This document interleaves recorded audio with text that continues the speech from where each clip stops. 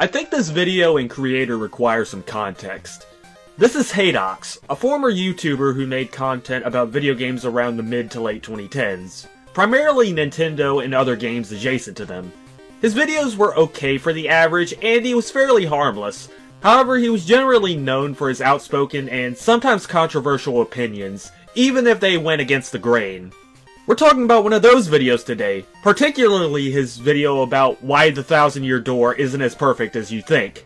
Yeah, the opinion aside, I think the general dickery in the title was enough to turn people off. Now before I go on, I want to make a few disclaimers because I am aware there is some baggage regarding this video, Haydox himself, and this certain fanbase, so I want to clear all my bases before we start. 1. Yes, I am aware that this video is from 2016 and Haydox openly disowned it. I usually hate covering old videos, but I wanted to make this one exception because I thought it would be fun, and it's a video that's been in the back of my mind for a while, because we all know it's completely normal to think and obsess about something that happened 8 years ago, right? Despite this video's questionable points, I've seen many of the points he makes being rehashed during arguments about the Paper Mario games to this day, so if I needed an excuse, I think I could get away with that. Also, I know a few people covered it in the past, particularly Manga Common, but I feel like I can add my own twist to it and make a few original points. 2. I know Haydox retired from video game content and has disowned his past videos. Also, I swear his recent video about starting a monastic lifestyle as a monk was a complete coincidence, and I've been planning this for a while.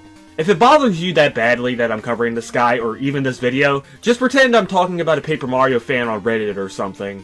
Oh, and speaking of Paper Mario fans. 3. I won't deny, I have been pretty stern and open about my opinions regarding Paper Mario and the direction the series has taken, and I've claimed the 1,000-Year Door is one of my favorite games more than once. But I will do my best to remain neutral and will even acknowledge when he makes a valid or decent argument. Also to reiterate, this video came out in 2016, so the remake that came out last year will not be mentioned in this video because it does not negate any of Haydox's points.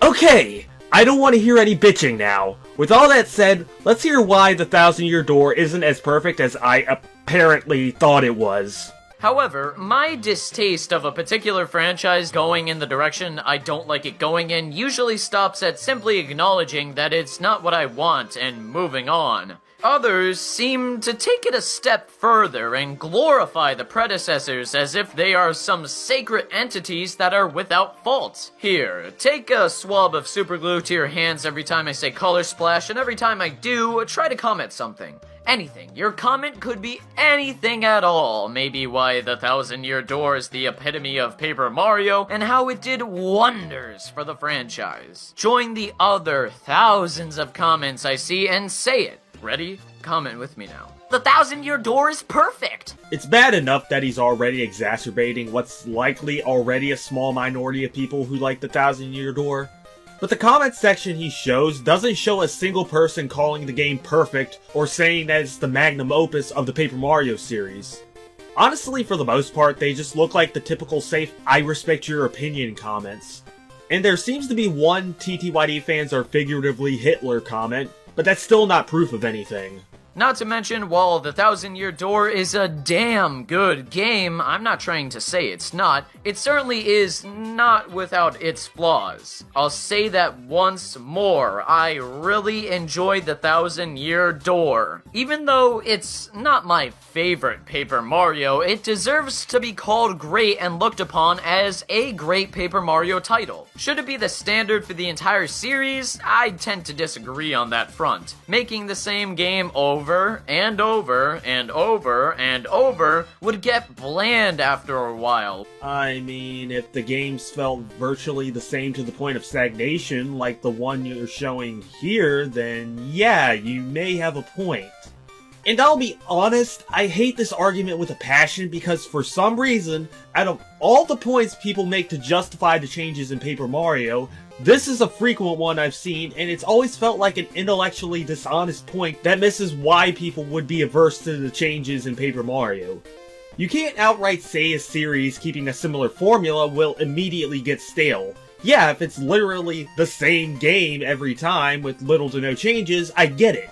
But if a series can keep itself fresh by adding new mechanics or story elements without ruining the already established formula, I don't get what the issue is. Which is why I appreciate Paper Mario's efforts to experiment with the series and try new things. Sticker Star ultimately failed in trying something new, but I don't think Color Splash or Super Paper Mario did. See, those two games, which are arguably decent or fantastic, prove that Paper Mario can do something new and different from the Thousand Year Door while still having the quality to boot. I firmly believe that Sticker Star was the exception, misguided by some development choices that I'll get into in an upcoming video, and created this weird superiority complex that has shaped Thousand Year Door's legacy. And it's this idea that the Thousand Year Door is beyond criticism that irks me. I might as well nip this elephant in the bud right now. Something I noticed during these Paper Mario arguments is how people complain that fans treat the Thousand Year Door as a sacred cow, or how they act like it's beyond criticism. And I'll be honest, I've seen more people complain about these supposed TTYD elitists than actual TTYD elitists. I'm not saying these people don't exist, and I'm not saying that people don't go too far expressing their opinions, but I feel like it's extremely exaggerated how many people actually believe this. There's a huge difference between... Personally, I think the Thousand Year Door is the best Paper Mario game because of the characters, story, and world building, and I think the series would be better if it put emphasis on those aspects again. And Thousand Year Door good, new games bad, you're a dumb poopy head if you think new games are better. I'm going to find where you live and take a dump in your great-grandfather's ashes. It doesn't help that, as I already pointed out, his only example pretty much exclusively shows all fairly respectful comments instead of the fanatical and batshit insane ones that he's insisting are real and extremely common. One of the most glaring issues this game has is the backtracking, which is only exacerbated by a bare bones fast travel system. Like before Chapter 4, you have to go back to Rougeport, talk to a non-essential NPC, and then go back to Twilight Town. These bits where you have to return to Rougeport always bothered me. They were always more annoyances than chances for competent character and plot development. Chances for competent character and plot development? I'd argue that happens fairly frequently in Rogueport. You meet your first partner and the main villains when first stepping into Rogueport. You meet the professor that helps you throughout your journey. Literally one of your partners that lives in Rogueport has a whole ass character arc before his chapter even starts, and it's often regarded as one of the most emotional moments in the game. And finally, there's the storyteller on the rooftops, and if you actually bothered to listen to his stories, you'd notice how many of the plot elements from the individual chapters actually make sense and fit well into the overarching plot of the game. If they overdid the development of the plot here, it would likely just lead to pointless expository dumps, and you'd probably just bitch about the pacing or something. Now, he does go on to give an example on how to supposedly improve the development.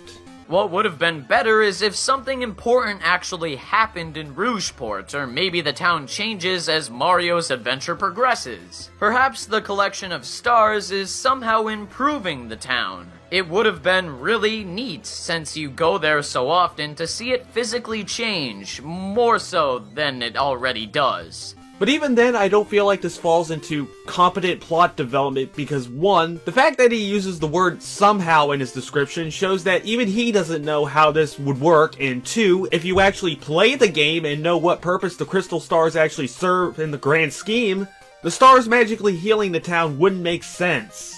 Plus, Rougeport isn't that great of a hub area. Putting aside the spectacular music, especially that intro, it always seemed to be the location of filler only. Like those times when the story requires you to go to Rougeport for some information on where to go next, which makes Rouge the Bat a less exciting part of the game as a result. There are shops, minigames, and the lottery here, not to mention the interesting atmosphere, but the tedious visits to do some simple errands are dumb.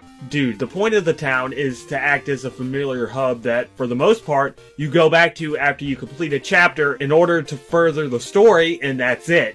The way you explain it makes it sound like the game forces you to a screeching halt repeatedly in order to make you go back to Rogueport for no reason, which is not the case. It's fine if you have issues with how it's implemented, but you need to explain it a bit better because this explanation is piss poor.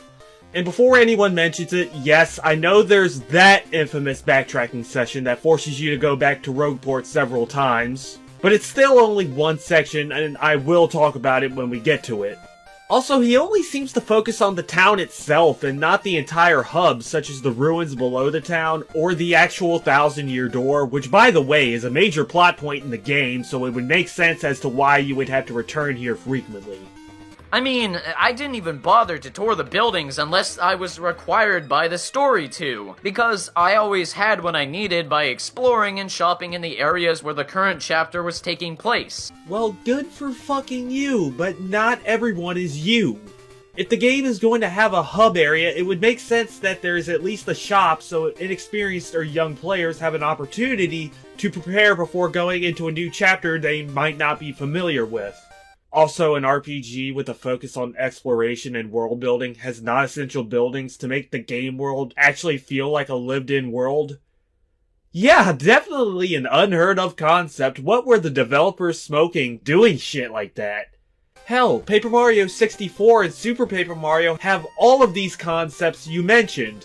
The hub area you have to revisit during intermissions, the non-essential buildings that you claim not to visit, and the supposed filler that you have to do to go on to the next chapter. Do they supposedly do it better?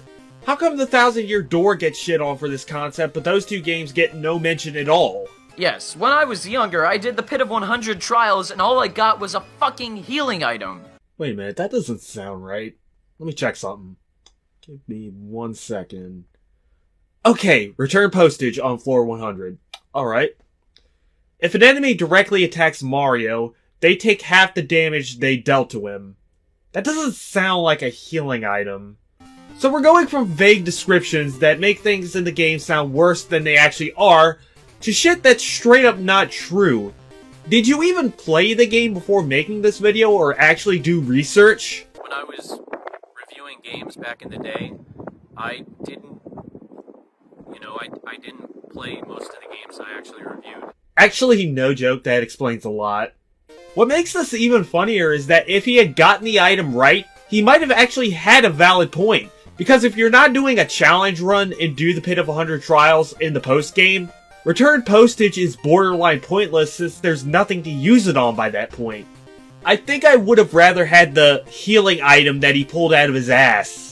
Adding to this idea of filler content is that a lot of the missions in the Thousand-Year Door feel simply like errands, monotonous chores. Some of the chapters felt like they were just going through the motions until you ended that particular chapter. Of course, Chapter 4 is the most infamous blunder of them all. It requires you to fix Twilight Town's curse of being turned into pigs, and in order to do so, you have to make your way through the creepy steeple and confront Dupless, who has been impersonating Mario. What makes this chapter a slog to play is the abundance of pointless backtracking and cryptic puzzles. Okay, I don't know if this is actually his footage, because he also has said that he used other people's footage in his videos. And I used other people's footage without their consent, and I lied about it. But this is annoying me.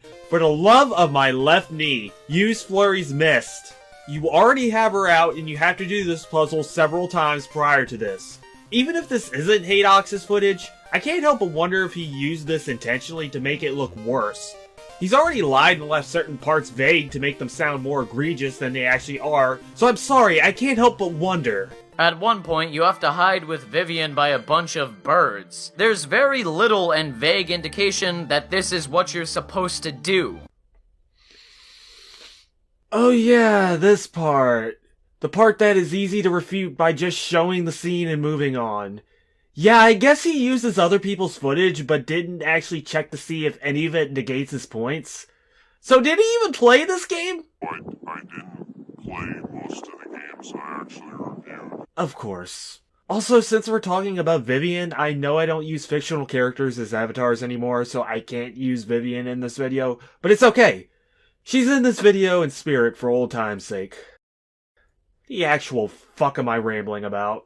Also, at the beginning, you have to walk around and wait until the gatekeeper becomes a pig, which, again, is never mentioned. Except for the part where the gatekeeper outright tells you to visit the mayor for permission. The mayor gets turned into a pig before you talk to him, so 2 and 2 would tell you to return back to the gate since this is the first section of the chapter after all. When you get there, the gatekeeper is also turned into a pig, to which point your partner just tells you to go through the gate.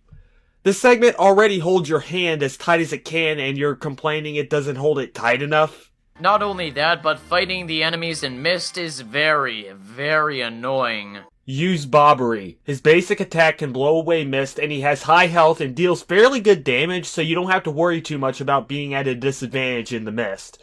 Also, keep this point in the back of your mind, because him not knowing how to use the partners to his advantage will bite him in the ass later on. General White's side quest is another mission I despise due to the dull backtracking you had to do. Talking to NPCs around the world just to find this one bomb seemed like lazy padding in my opinion. I agree that the General White quest could have been implemented better, but I think calling it lazy padding is a bit extreme. The point of the quest is for you to see the areas that you visited previously during the penultimate chapter, and for a final bit of comic relief before the game's tone begins to get more serious. I'm not justifying how it was done, it's a valid argument that it could have been executed better, but there is a reason why it's there. He goes on to talk about how excessive backtracking can ruin the pacing in RPGs and how it's one of the weaker elements in TTYD, and talks about how he likes to peach and tech intermissions, which I think are both fair points, so moving on. Numerous fans often cite the partners in the Thousand Year Door as being one of the best and classic parts of the Paper Mario formula, something Sticker Star, Color Splash, and Super Paper Mario did away with. Sure, these characters are filled with, well, character as opposed to the pixels and toads in the later games. However, what all but two are not filled with is usefulness. The only two partners I used for the majority of the Thousand Year Door were Yoshi and Vivian. I'd use Yoshi to travel across the overworld faster and Vivian in combat due to her powerful burning attacks and ability to make the team disappear from attacks. Unless the overworld required it with some certain field command, I'd never switch from Yoshi. And unless I didn't have Vivian or needed some aspect of another character like identifying enemies with Goombella for the sake of completion, I'd never switch from Vivian. As far as attacking goes, Goombella can't do much, Koops can't attack flying enemies, which limits his performance in combat, Flurry is close to being useless, Yoshi is really only good on the field, Miss Mouse doesn't serve much of a purpose, and Admiral Bobbery is simply okay. Anything those partners can do, Vivian can do better in almost all situations, like with spikes, flames, defense, or flying statuses. The fact that this much inequality exists in the partner system is a problem, because it'd be cool to use all these partners in battles without feeling as if they'd only need to be used in gimmicky situations. Of course, I could have used other partners, but what's the point when Vivian does the job so well? And no, I don't mean the game should take away Vivian like it does in Chapter 4 when you can't use any of your partners. What a terrible chapter. And here it is. Here is an entire segment showing Haydox not taking any initiative to learn the partner system of the game, or how each partner could have benefits in certain situations. Yes, Vivian's attacks have a lingering burn effect and she has good range, but certain enemies such as Clefs and Buzzy Beetles are straight up immune to her fire-based attacks and require you to potentially use a different partner. If I can give a few advantages that other partners have that Vivian doesn't, Goombella's multi-bonk allows you to attack an enemy infinitely so long as you time the action commands correctly, and can learn Rally Wink, which allows Mario to use a second turn. Personally, my favorite way to kill Mazy Daisies when I'm farming star points. Koops, while he can only attack ground enemies, has an extra point of defense that makes up for his lower health and can use Shell Shield to help protect Mario. Flurry, yeah, I get it. But she can use Gale Force to blow enemies out of battle, and her Dodgy Fog gives Mario the dodgy status so that enemy attacks sometimes miss for 3 turns. Yoshi's Gulp attack not only negates defense, but is extremely versatile since it works on nearly all ground enemies, which is especially helpful if they're spiky enemies. As I mentioned earlier, Bobbery's attacks can blow away mist, and he can have a base 40 HP at Ultra rank, and his Bombast, while it takes 9 FP, can deal 8 damage to all enemies if needed, making it one of the partner's overall strongest attacks when it comes to dealing damage. Miss Mouse's basic attack Love Slap not only ignores enemies' defense, but also doesn't require FP, and she has the ability to steal enemies' items using Kiss Thief, and this is all without upgrading her. And there's likely more that I'm missing. It's not the game's fault that you want to default to one partner instead of trying to use what it gives you to your advantage. You know you love something when you're able to pick it apart piece by piece while still acknowledging that you enjoy it, like Garfield Kart. I just wish people would stop glorifying this game as if it's the golden standard of Paper Mario games. Want to hear something even more crazy? The Thousand Year Door wasn't even the first Paper Mario game. What? No! No way! Next you're gonna tell me Super Mario Bros. 2 is actually Doki Doki Panic, and that Olive Garden isn't really a 5-star fine dining experience? My guy, please! My fragile ego can't take all of these horrible truth bombs! What? You mean to tell me that Paper Mario 64 had already established the elements of the partner system, charismatic dialogue, the rhythmic combat system, music, feel, environments of paper, and so much more? This only further shows how over-exaggerated the praise of the Thousand-Year Door is. So the praise for the Thousand-Year Door is over-exaggerated because it's a sequel to another game that builds upon that game's already well-liked formula? Am I hearing this right? I don't know, maybe, just maybe, it's not all over-exaggerated and it just did a good job expanding said formula in a way that resonated with people? Also, believe it or not, most Thousand-Year Door fans like Paper Mario 64 too. What did you see that's making you make these weird-ass claims and accusations? The Thousand-Year Door is a sequel to Paper Mario 64, and a wonderful one at that. That being said, however, this installment did not reinvent the genre, and it didn't innovate or stray away from how Paper Mario 64 was structured. First, I have never seen anyone claim that this game reinvented the RPG genre or whatever you're trying to say. I hate that I keep harping back on this, but if you're going to make asinine claims like this, something to back you up helps, because all this does is paint an entire group of people in a bad light either because of a few bad apples or someone that doesn't even exist. Second, it didn't innovate from Paper Mario 64? Yeah, you're totally right. It definitely didn't expand the partner system to give partners their own health to make them more convenient in battle, add the audience, stage hazards, and bingo roulette to keep the battle system fresh and more interactive and unpredictable, give you the ability to perform a super guard by pressing B at the right time before an enemy attacks you to incentivize players to practice their timing, or expand the story and lore to give a bit more depth beyond Bowser kidnapped Peach again, but we're expanding it into an 8-chapter game. It doesn't matter if you didn't care for these changes or feel they're not as good as everyone else thinks they are, you're still straight up wrong on this point because in layman's terms, the game did build upon the foundation of Paper Mario 64. You know, that thing I mentioned video game sequels tend to do so the gameplay and formula remain fresh while still giving players what they loved about the previous title. There's not really much left after this. He just meanders and repeats the same points he's made the whole video for the next near 2 minutes. However, I do want to briefly take the piss out of something he says near the end. Fuck that. Being more open-minded is a much better time. Oh wait, if I was like that, how would I garner clicks and attention for jumping on a knee-jerk bandwagon of hating anything new? How would I get my YouTube coin? I don't know, guy who made an inflammatory video about a beloved game knowing people would click on it. You tell me! Okay, now I'm done. Let's just go to the final thoughts. I really don't know what else I can say. I feel like Haydox went into this video without understanding why people feel so strongly about the Thousand-Year Door. He ignores certain elements in the story, characters, and gameplay that resonated on people that many felt started to disappear as the series continued. Instead, he chooses to paint all of these people as unhinged crybabies because of what is likely a few bad apples. Then at other points he shows his lack of understanding in the mechanics of the game and blames the game for it, and at points straight up gets information wrong, intentionally or not, and leaves it in the video.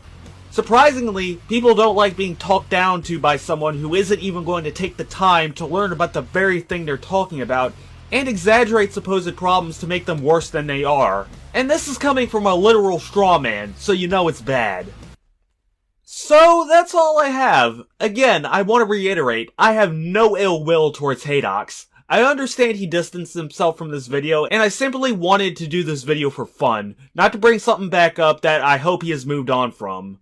I know his recent video and decisions did stir up some controversy, and I do hope all of said decisions were made on his own volition, but I also hope nothing but the best for him, and I hope he can find happiness down the road. I should probably start by telling everyone that I originally did not want to do this video. I didn't intend to make 2 Paper Mario commentaries back to back, so hear me out and I'll explain why this is happening. I've always wanted to do a Paper Mario commentary, and I knew the Haydox Thousand-Year Door video had recently been uncovered again, so I said screw it and decided to cover it because I thought it would make a fun video. Then, not long after I uploaded that commentary, somebody uploaded a Paper Mario video that managed to make Haydox's video look like Shakespeare by comparison. I was originally just going to let this video pass by because admittedly I felt kind of burnt out after the last one, and I didn't want to look like I'm just making videos to dunk on people for having supposedly bad Paper Mario opinions. But ultimately, I changed my mind because I was bored, figured most people wouldn't care since I barely make commentaries anymore anyway, and I feel like this video needs to be properly addressed because the points, not trying to come off like I'm exaggerating, are pretty fucking bad. So why not just make one more? Before I continue on, I want to clear some things up because, again, I know how this fanbase acts regarding opinions and different viewpoints. I have no issues with this person or anyone liking Paper Mario Sticker Star. Nor do I have issues with them preferring the newer Paper Mario games to the classic ones. They managed to find enjoyment out of a game I personally despise, and I genuinely applaud them for that. However, my actual issues with this video come from how poorly the presenter tries to argue their points while displaying an overall smug and pseudo-intellectual demeanor throughout the video, despite having questionable knowledge on the series they're talking about. Finally, this is the creator's first video, and I get the impression that this person might be a bit younger based on their personal experience with the series, but I am not trying to shame this person for making a video I disagree with, nor am I trying to dissuade them from making videos.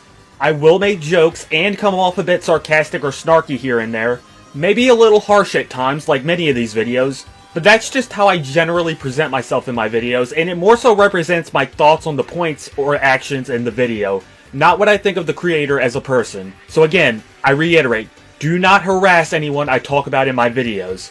Good, let's get started. Modern Paper Mario is better than the old Paper Mario. And yes, I know how insane that sounds. How can a true Nintendo gamer like myself actually enjoy Sticker Star or Color Splash? Especially after Daddy Chuga Conroy said that Sticker Star was the worst game he has ever played. Oh lord, this is gonna be a fun video. I've seen it insinuated several times that people only bash Sticker Star because of Chugga Conroy's hatred of the game, when he only became a talking point for his opinion on Sticker Star after he made that series pointing out his issues with the game a few years back. And people started shouting their distaste for it way longer before that. Hell, the reason Color Splash had such a violent reaction when it was revealed was because it looked like it was going to be a direct copy of Sticker Star. It's been 20 fucking seconds, and I'm already seeing Paper Mario Sticker Star 2. God fucking damn it. Also, I haven't skipped or cut anything yet. This is how he starts the video, painting the detractors who disagree with him as not being able to form their own opinions and just taking them from someone more famous. Let this be the start of what to expect as we continue. Finally, just so we're all on the same page, from this point forward, I will be either speeding up or cutting and abridging certain points because the video is almost a half-hour long and it's kinda goddamn boring because the guy doesn't do much to make the video engaging and talks the same exact way the whole video. For those unfamiliar with the series, Paper Mario is a spin-off of the Mario franchise that originally had RPG roots but slowly transformed into an action-adventure series. For older fans who grew up with the series, this change has not been taken lightly, to the point where people call the first game to introduce these changes, Sticker Star, the worst Mario game of all time. As someone whose first Paper Mario game was Sticker Star, I might sound a bit nostalgia biased. However, keep in mind that I recently replayed the game for the 5th time, and I can assure you, Sticker Star is not a bad game. In fact, I'd argue it's a great game, and so are Color Splash and Origami King. It's good that you can admit to being nostalgic and even a bit biased, so long as you don't let it cloud your judgment and you try to remain factual and try to understand the opposing viewpoints. Hopefully you all noticed by now, but I wouldn't be stopping the video to bring this up if he actually did this. Also sure hope he doesn't accuse the classic fans of being biased or blinded by nostalgia once in this video. I sure hope I'm not foreshadowing a very predictable and hypocritical talking point that I see a lot of modern Paper Mario fans use frequently. But before I explain why those games are great, I want to discuss why I didn't care much for the first 3 Paper Mario games. One of the many reasons I'm not the biggest fan of the first 3 games is that they seem to lack creativity and innovation in terms of gameplay and style. I know how crazy it might sound for me to complain about the lack of creativity in the older games when the newer games can't give us a new character that isn't a generic red toad, but please let me explain. In many cases, less is more, and allow me to explain. The first Paper Mario plays just like any generic RPG, nothing particularly new or groundbreaking about it. You level up your party, enter turn-based battles, and use items to heal your party or enhance attacks. It's just a standard RPG that just happens to feature Mario characters in it. This isn't necessarily a bad thing. After all, the Mario series is iconic, and exploring the Mushroom Kingdom in an RPG format does sound interesting at the very least. However, in the first 3 games, the iconic Mario characters and creatures are often sidelined in favor of original characters. I've always found this to be a huge missed opportunity. Why even set these games in the Mushroom Kingdom if it doesn't feel like the Mushroom Kingdom? Yes, you can interact with Toads, Goombas, and Koopas.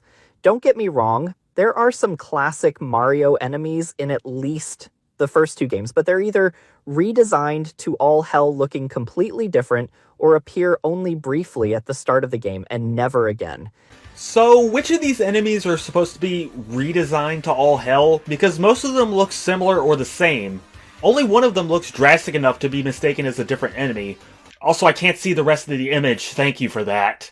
Also, I honest to God have no idea what he's referring to when he's talking about characters only briefly appearing at the beginning and never again. This is something I especially noticed while playing The 1,000-Year Door. It's like, while developing the first 3 games, they were embarrassed having this be a Mario game, and redesigned each iconic Mario creature to either look unrecognizable or just create their own creatures to replace what easily could have been a pre-existing Mario character. Again, going back to this chart you showed half of, besides one enemy, which of these characters have been redesigned beyond recognition? They still look close to the point that they can't be mistaken for anything else. Also, adding original characters is bad. Yeah, good thing no other Mario games have made or featured new or exclusive characters outside of the generic stock Mario characters, before or during when the old Paper Mario games were released. For example, in Chapter 4, you're introduced to Vivian, a ghost-like character. However, she looks nothing like a Boo, or really any recognizable Mario creature and her character. She has a completely original design, which is a huge missed opportunity, because part of what makes Paper Mario so special, at least for me, is seeing how these iconic Mario characters are translated into this creative papercraft world environment. Whenever I see new original creatures or characters in the first 3 Paper Mario games, I see a missed opportunity. As I said in my last video, good for fucking you, but not everyone is you. You're acting like the old games never dived deep into the Mario cast at all. You had your typical Mario enemies that were standard, but obscure enemies like Fuzzy, Swoopers, Ninjas, and Dino Rhinos also made appearances long before the main series brought them back. Also, enemies from Yoshi's Island such as Bandits, Crazy Daisies, Little Mousers, Ravens, and Bumpies made appearances as well, with many of these barely appearing outside of the Yoshi spin-offs. The games did exactly as you claimed, they just decided to go on to add their own choice of characters to help make the settings unique. The 1,000-Year Door and its original characters make it feel less and less like a Mario game. Why couldn't Vivian be a Boo? Why couldn't the X-Nauts be existing Mario creatures? Well, I don't see any valid reason why Vivian has to be a Boo. Even more so if you consider the previous game already had a Boo partner and several species were also rehashed in 1,000-Year Door with similar abilities. I especially don't see why the X-Nauts have to be already established characters considering we had games prior to the 1,000-Year Door that featured new villains. There's no reason Paper Mario can't or shouldn't either besides that very selective and arbitrary narrative you created solely for Paper Mario. If anything, I'd argue that Paper Mario should bring back the original characters. They can be used to demonstrate just how large the Mario universe is and provide a creative outlet to show what types of creatures and races exist outside of the Mushroom Kingdom and Bowser's Army. Yes, there's nothing wrong with taking pre-existing characters and using them for interesting scenarios, but sometimes adding or doing something unique only adds to the experience to help make it its own thing. The Mario series is full of unique critters, both big and small, that Paper Mario could have used. Limitations often breed creativity because they force developers to think outside the box and reinvent old concepts. How cool would it be if the next Paper Mario game brought back Wart from Super Mario Bros. 2, or hell, any older Mario enemy that hasn't been given the papercraft treatment yet? Have the modern Paper Mario games ever brought a character back this drastic? How are you using a take like this to critique the older games when the newer ones aren't any better at the philosophy you seem to pull out of nowhere? We can sit all day and talk about how cool it would be if the dragon from Odyssey showed up in Paper Mario, but there's nothing to work off of if something like that has never happened. I don't see why the first 3 Paper Mario games felt the need to create entirely new creatures when they had a wealth of existing ones to choose from. Again, missed opportunity. This issue is especially bad in Super Paper Mario, the third game in the series. Aside from Mario, Peach, Luigi, and Bowser, nearly every other character is an original creation with an odd, blocky art style that doesn't fit Mario's usual aesthetic at all. Yeah, almost like that was intentional or something, considering the game takes place in a completely different dimension separate from the Mushroom Kingdom. When these games try to stray so far from the Mario characters, it feels as though the developers of the game intelligence system just wanted to make their own IP and were forced to make a Mario game. But instead of actually embracing the Mario roots, they try to hide it at every corner. Well, that's definitely a huge-ass stretch for the crime of trying to do something unique. It's not like any other games like the Mario Land games or even the first Yoshi's Island to an extent added various things such as an odd cast of enemies and striking unique locations that would have felt out of place for Mario at the time. Hell, to give an example that fits better, Mario and Luigi Superstar Saga follows Super's tropes pretty closely, from adding a bizarre cast of characters that look odd to the Mario universe, to introducing a new kingdom that has a very striking and eccentric aesthetic that helps it stick out from the usual Mario fray. Is that bad too, or is it only bad if it's Paper Mario because Paper Mario aesthetic? The gameplay of the first 3 games feels generic. Even setting aside the 3 games' gross underutilization of the Mario cast in this Mario spin-off game series, I find the gameplay of the first 3 games very uninteresting. The first game is just a generic RPG with an okay story, but given how many RPGs existed then and now, I'd rather pick up Final Fantasy than play a subpar RPG that just happens to feature some Mario characters in it. I guess if you're going to strawman it in the most bare-bones way possible with clearly little interest in the game, yeah, it does sound like shit. Sure, the game doesn't do anything to help it stand out, like using action commands in battle, having faster-paced battles compared to the usually slower-paced RPGs, using badges to give you new attacks or bump your stats more easily, which allows for different customizations or even different playstyles if you know how to use them properly, allowing you to level up your health, flower, or badge points in any way you see fit, potentially making the game more challenging if you opt to not upgrade health or flower as much or at all, or use smaller numbers compared to traditional RPGs to make it easier for younger players to understand, who are more than likely to play this over Final Fantasy. Oh yeah, and speaking of which, Paper Mario and Final Fantasy are made for 2 different demographics. So no shit there's a chance you, somebody who seems to be in their late teens to early 20s, will likely find Final Fantasy more engaging. Super Paper Mario ditches the RPG mechanics for a more traditional level-based system, but in my opinion, this makes it even worse. At least the previous 2 games were okay turn-based RPGs. Now, Super Paper Mario tries to be a 2D platformer, but controls much worse than any modern 2D Mario game, with RPG mechanics that drags out the pacing with excessive backtracking. The hell does that even mean? The RPG mechanics drag out the pacing with excessive backtracking? Don't get me wrong, as someone who ended up liking Super, there are definitely some questionable level design choices that I feel don't get criticized enough. But how do the RPG mechanics affect this? Is it because it's story-driven, or is it the literal gameplay mechanics? I don't know, I'm just here for the ride! For Paper Mario as a series to survive in the competitive gaming market, it clearly needed something new and original. Otherwise, it would always just be a subpar beginner RPG for children. Again, he keeps harping on about how the games are supposedly just subpar, dumbed-down RPGs for children, and that's apparently bad because something Final Fantasy. By the way, I'm more of a Dragon Quest guy, but I digress. I may have dreamt this, but I swear there's another game series that's pretty much what he's describing, and it ended up becoming a cultural phenomenon that's still influential to this day. I can't put my finger on it, but I'm pretty sure Pokemon. It's Pokemon.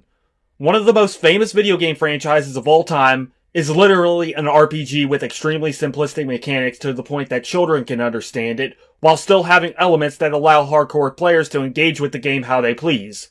Your whole whinge about Paper Mario needing to change because of supposed competition in RPGs is complete nonsense and is just talking for the sake of talking. Originally, Sticker Star was going to be another generic Paper Mario RPG.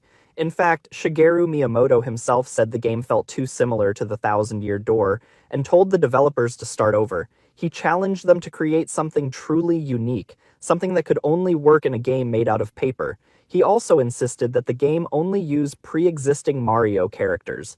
This is how Sticker Star evolved from a standard RPG into a unique action-adventure that fully embraced its papercraft world and Mario universe.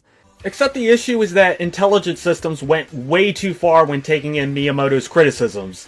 Yes, he did tell the developers to only use characters from the Mario world as much as possible, but there is nothing that indicates he wanted them to make Toads damn near the only friendly NPCs. Sure, he said the game didn't need a story, which is definitely something I disagree with, but he also didn't say make the plot and environments feel like a butchered version of New Super Mario Bros. Also, I know you're referencing the Iwata Asks interview everyone loves to talk about. Everyone and their mother knows about Miyamoto saying that the Sticker Star prototype was too similar to the Thousand-Year Door, but nobody talks about the quote immediately after where Tanabe indicates that Miyamoto seemed to have no issue with the game being an RPG. To me, that quote indicates that Tanabe made the prototype, but didn't do anything unique to make it stand out from Thousand-Year Door. Miyamoto criticized this choice, and Tanabe course-corrected by removing most of the RPG aspects, adding stickers, and started insisting that it's an action-adventure game. If anything, it still could have been an RPG. All Miyamoto asked was for the game to have its own identity, and Intelligent Systems took his words all the wrong ways. For now, I want to defend one of the most disliked things about modern Paper Mario games, its story. The modern Paper Mario games, particularly Sticker Star and Color Splash, take a different approach to storytelling. While the first 3 games had grand, dramatic narratives, the newer titles focus on humor, charm, and smaller character-driven moments. I mean, all of that existed in the older Paper Mario games too. The humor has always been a focus of this series. The charm in the older games came from the storybook structure and the pop-up book aesthetic from the first 2 games. And we're talking about small character-driven moments as if characters like Vivian, Bobbery, and Tippy aren't popular for those very reasons. You don't have to choose between a grand story or humor in character moments. You could very well have both. A far better choice, in my opinion, and one that fits the world of Super Mario much more naturally. The plots of Sticker Star and Color Splash are straightforward. Bowser steals the royal stickers in Sticker Star and the big paint stars in Color Splash, prompting Mario to embark on an adventure to save the world from Bowser's evil plans. Isn't that literally just the plot from Paper Mario 64? And you said the story was just okay with little to no explanation. For what it's worth, he will go on to bitch about how Mario games shouldn't have heavy stories, but Paper Mario 64's story is nowhere near as heavy as Thousand-Year Door and Super, so it should be fair under what I've seen of your criticisms. If you want to be seen as a reputable critic, critique the games the same way, not by which one you like more. This approach aligns more closely with Mario's roots. The franchise was never about deep, intricate narratives. It was about fun, engaging gameplay, and whimsical adventures. While the older Paper Mario games told interesting stories, some of their themes, like crime syndicates, existential crises, and world-ending catastrophes, felt out of place in a Mario game. Damn, explains why I ended up so screwed up as an adult. Actually, that crime syndicate fits perfectly in your description of taking already existing Mario characters and putting them in interesting and unique scenarios. Something you act as if the older Paper Mario games never ever do. Also, they're literally played up for comic relief and aren't treated that seriously. How are they out of place in a Mario game? Miyamoto himself pushed for a shift away from these darker tones, favoring a style that emphasized visual humor, clever writing, and engaging world interactions. And honestly, it works. I get that the classic Mario must save Peach plot might seem boring to some, but do we really need more than that? It's a Mario game, after all. If you're expecting something drastically different, maybe the world of Super Mario just isn't for you. You know, this fit of self-righteousness about unique characters and plot lines is a lot less impactful if you remember we just got a 2D Mario game that ditched the Mario Saves Peach plot and added a ton of creative characters and situations, as well as a new Mario and Luigi game that's probably one of the most unique story-driven Mario RPGs in recent years. So that begs the question, Who died and gave you the authority to tell others what they should expect in a Mario game based on an outdated creative outline that even Miyamoto doesn't seem to enforce that strictly anymore? I mean, the so-called best paper Mario games, TTYD and Super Paper Mario, had death, torture, ethical dilemmas about dating a computer, and even a subplot where Mario literally ends up in hell. Do we really need such grandiose plots in a Mario game? Maybe I'm just a bit of a boomer, but is this that Gen Z puritanism I keep hearing about? Jokes aside, I get he's saying that these tropes don't fit in a Mario game, not that they shouldn't be in a kid's game, although one of his examples earlier was a satirical crime syndicate that's mostly comedic, so I am a bit hesitant on that, but I still don't think his point is as solid as he believes. Ignoring my previous point about Mario getting creative again recently, this is a spin-off of the Mario mainline series. If anything, it should be allowed to experiment and try things that don't usually fit in Mario. That way, the spin-off can stand on its own legs and people will have an incentive to try it out. If it just has the same plot, tropes, and ideas as the mainline series, it would get stale quickly since the mainline series is already doing the same thing, possibly better. As a famous Catholic monk once said with all of his wisdom, making the same game over and over and over and over would get bland after a while. While the reason he gave that line was wrong, the line itself isn't depending on the situation, as I pointed out in my last video. Sticker Star's gameplay is a huge departure from Paper Mario 64 and the Thousand-Year Door, but again, in my opinion, it was a necessary one for the series to continue to live in the competitive gaming market. Those two games were just traditional RPGs, which set insanely high... Oh my god, why are you still going on about this? Move on to the topic of the video already! Which set insanely high expectations because the genre is already oversaturated. Why would I, as a customer, be excited for a Mario RPG if it doesn't offer anything new and isn't as well designed as bigger RPGs like Final Fantasy? Maybe because it's not trying to be Final Fantasy. It's trying to be a lighthearted Mario RPG that anyone can pick up and play while still trying to keep a unique world and engaging story with some tense moments so it still feels like an RPG. It honestly astounds me how you thought this point was such an amazing gotcha that you had to bring it up on 3 separate occasions.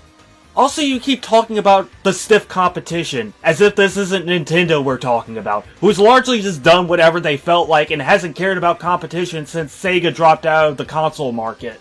Your job as Mario is to explore this handcrafted world, collecting as many stickers as possible. The collectathon aspect is already a fresh idea, but unlike traditional collectathons like Banjo-Kazooie, these collectibles actually serve a gameplay function. In fact, stickers are both your main collectible and your only means of attacking. When you encounter an enemy, the game transitions into a turn-based battle. However, instead of fights being dictated by grinding and leveling up, they're determined by your inventory, what you've collected up to that point, and your problem-solving skills. This shift in battle design makes every encounter a strategic puzzle, rather than just another RPG skirmish. The more you explore Sticker Star's papercraft world, the more you're rewarded with powerful stickers that can help you take down enemies more efficiently. But even if you have the best stickers in the game, you can't just select them at random and expect to win. You need to think strategically about which sticker to use and how it affects different enemies. For example, if a Goomba is wearing a spiky hat, using a jump sticker wouldn't be a good idea. If a Koopa is flying high in the air, a hammer sticker, designed for ground attacks, won't reach it. This design keeps combat engaging, even against smaller foes, because you can't just mash A to win, like in traditional turn-based RPGs. Wow, you can't jump on spiky enemies or hammer flying enemies? I mean, it's not like that same concept didn't appear in the older Paper Mario games too. Some enemies have extra defense, so they need to be flipped over. Some enemies you can't even get close to without taking damage, so you need an item or special badge to damage them. Some enemies cling to the ceiling, so you need to find a way to get them down. Are we seriously going to take basic strategizing and enemy behavior and act like Sticker Star invented it when the series has done this since the very beginning? Also, that comment at the end about mashing A to win in traditional RPGs. Yeah, I'm starting to wonder if you're being obtuse on purpose. Another aspect I love about the battle system is its simplicity. Even though it's turn-based, there are no complicated numbers. Since Mario is a family-friendly franchise, avoiding the complex stats and damage calculations seen in other RPGs is actually beneficial. Instead, everything is visually communicated to the player. Oh my, the game uses small numbers to calculate health and damage so everyone can understand it? It's almost like that was one of the main aspects from the old RPGs that differentiated them from traditional RPGs that you never once acknowledged, so you could paint them as being generic and subpar. Honestly, it's probably a good thing I made this commentary, because you're not exactly proving yourself to be a fair and balanced source on this topic. More powerful stickers have a sparkly glow, while weaker stickers appear more disheveled. Enemies follow a similar pattern. Weaker enemies look tattered, while stronger ones have a glossy shine. This clever visual design carries over into Sticker Star's sequel, Color Splash, but with an even more creative approach. Instead of glossy stickers, the game uses color to indicate strength. The more color an enemy and/or object has, the stronger it is. Color Splash even expands on this concept with its unique health system, where an enemy's power and durability are reflected by how much color they have on their body.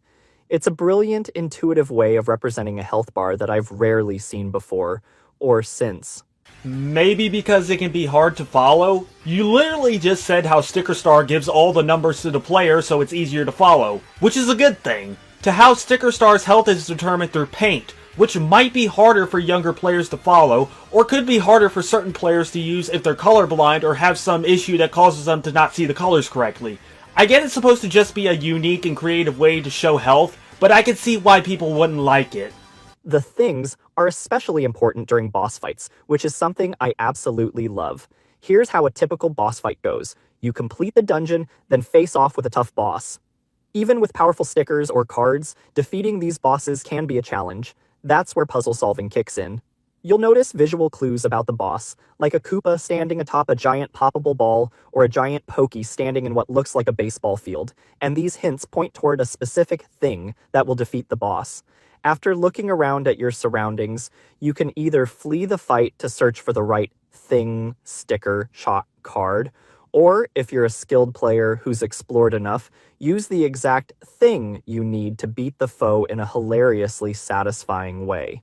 Okay, I don't want to make an argument on how easy or hard the things are to find, because that's admittedly not my forte, but you have to remember that he has said that he's played and completed Sticker Star 5 times, so I kind of expect him to know where everything is, so it does make me question if he can be a reliable source on how easy or hard this is. The thing I'm more concerned about is, doesn't a boss being near impossible to beat until you use a certain item that borderline cheeses the fight go against the concept of strategizing your battles, which you claimed was one of the main parts of the battle system? At least when Thousand Year Door used this concept for Hooktail, you could still fight the boss without the certain badge you needed. It just made the battle slightly harder, not impossible. And if you're looking for more than just humor, these games deliver some surprisingly heartfelt moments. Take Color Splash, for example. There's the train conductor who feels lost as he faces retirement. Or Huey's self-sacrifice, where he reassures Mario he'll be fine absorbing Bowser's black paint, even though he knows it will cost him his life. In Sticker Star, Kirsty willingly transforms into a sticker to help Mario defeat Bowser, saving the day but at the cost of her own existence. But I thought you said that these plot points involving death were too adult for a Mario game. Yes, I know both of them survive, but you don't indicate that, and on the surface it makes you look like a hypocrite for even mentioning it earlier. Even in the older games, I can't explicitly remember an instance where a character that wasn't the final boss dies on screen in this fashion and doesn't either come back to life or is indicated that they're still alive but just went on to live a new life. So this just looks like another point you exaggerated to make the older games look worse. I actually plan on making a video titled How Paper Mario Fans Are Ruining Paper Mario. But to summarize my point, the most vocal Paper Mario fans don't necessarily represent the majority. They're incredibly loud about what they want, but what they want isn't what Paper Mario actually is. They demand overly dramatic, almost adult-tier storytelling with papercraft characters who, oddly enough, aren't even allowed to acknowledge that they're made of paper. I see it as blind nostalgia. Oh no, it's that foreshadowing I mentioned far, far earlier! My guy, you claimed that Sticker Star was your first Paper Mario game, admitted to having a nostalgia bias for the game, liked it enough to play and complete it 5 times, and have spent a chunk of this video protecting its honor way harder than I've seen any classic Paper Mario fans do to their games while not acknowledging any of the game's shortcomings. You have no room to claim anyone else is blinded by nostalgia. But here's the thing. Those vocal fans aren't the only ones who love the series. Don't believe me? Take a guess. What's the best-selling Paper Mario game?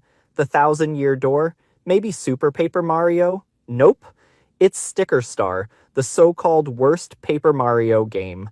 And that proves my point. So that's wrong. That's very wrong.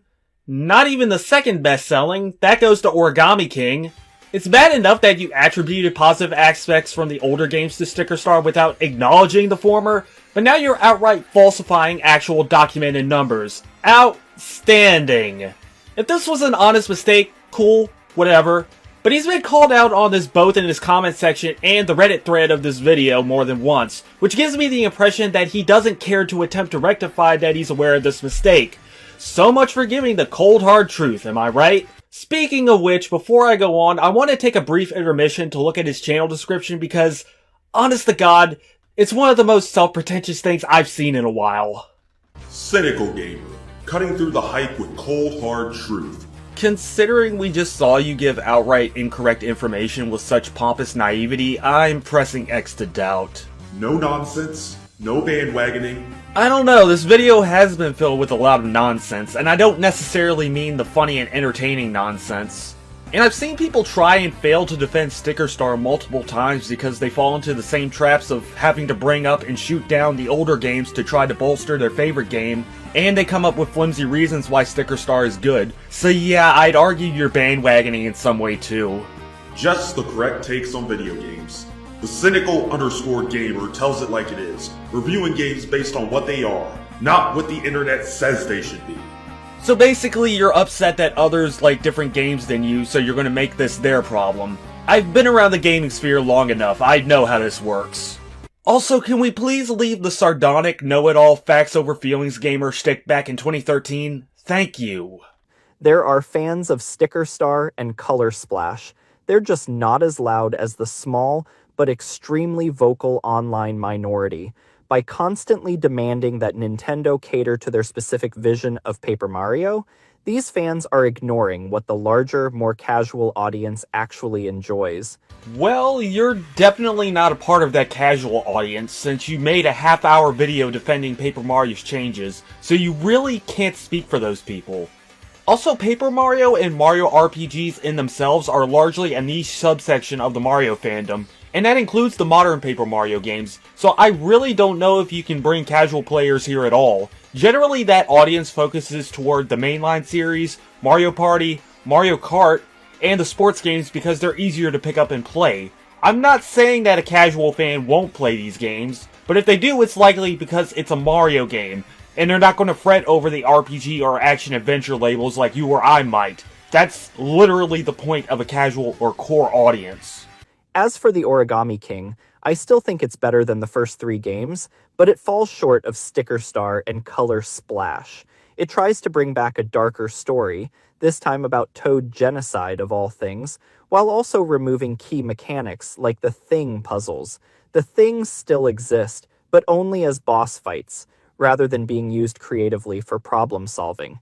And in my opinion, that takes away a lot of what made the modern games so engaging. Oh, I see. So when the older fans believe that Sticker Star and Color Splash took away what they viewed as what made the series good and dumbed down the rest, they're nostalgia blind, can't form their own opinions, and need to learn to appreciate the newer games. But when Origami King reinvents the wheel again and brings back some of the aspects that those people loved, suddenly it's a problem.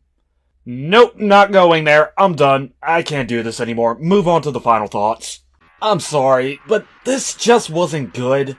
I want to say I'm flabbergasted, but I'm honestly not. I've been around the Paper Mario community for a while, and the talking points and thought processes when it comes to people talking about their favorite games are so damn predictable that I knew someone would eventually make a video like this. But back to the actual video, what can I say? You clearly do have a bias that you had no intention of ditching for an actual discussion. You barely attempt to understand the appeal of the older games so you can write them off as just subpar RPGs, then attempt to butter up Sticker Star, even attributing positive aspects, such as certain battle mechanics, to the most bare-bones writing tropes that existed from the very beginning solely to Sticker Star. Speaking of which, I didn't touch on this much in the actual video, but you really don't add anything unique to the discussion of Sticker Star. You talk about the story, or lack thereof, the battle mechanics, and the things, all aspects people who have criticized the game have shown distaste of, but instead of following suit, you just say, "It's good actually," without much else. Good job, you just repeated what they hated right back to them. That'll show them. Moving on, there's this weird sense of superiority that shows up constantly. I get you're supposed to be super serious and only tell facts, but dude, it really shouldn't be that serious. First, there's the arbitrary criticism of how original characters in Paper Mario are a missed opportunity based on a criteria that only exists to you and barely anyone else, and how modern Paper Mario fixes this when, really, the character selection isn't all that impressive in comparison, to be honest.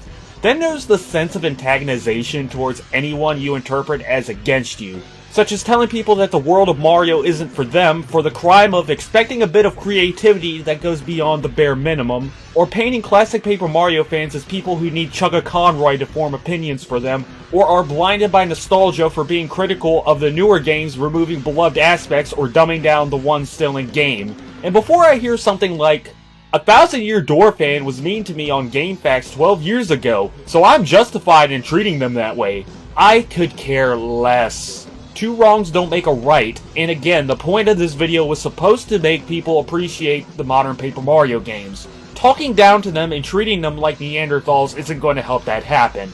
I get some people go a little too far with the Sticker Star hate wagon, but shit like this isn't doing anything but making it worse. Finally, and maybe this is me overstepping my boundary, but this video feels like it comes from a sense of insecurity that your favorite Paper Mario game is often seen as the worst one, while games that you're averse to are more beloved and higher regarded, so you're taking that annoyance out in video form. Throughout the video, you keep stressing the same hand-fisted opinions as if saying them enough will get your point across. You think the older games are generic. You'd rather play Final Fantasy. You think Super Paper Mario is a literal abomination for just as much existing. You think original characters and dark storylines are a huge sin to the almighty Miyamoto's 10 Commandments, and likely more that I'm forgetting. Then other concerning points include claiming Sticker Star is the best-selling game, which one Google search proves you wrong, and trying to use the casual audience as proof that your favorite games are the more popular ones, when in reality that doesn't prove anything, especially since Paper Mario is a series where the sales fluctuate each game anyway. It just comes off as some bizarre coping mechanism more than anything else.